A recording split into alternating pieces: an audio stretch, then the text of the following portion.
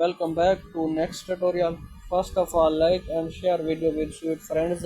Press bell icon for more updates and also subscribe my YouTube channel. Then we are starting a new tutorial. Please watch the full tutorial. Do not skip. Let's get started. Select click on shapes option. Select a shape. Adjust the shape. Change its color. Red color is selected. Change borderline color. Click stroke option. Again click on shapes option.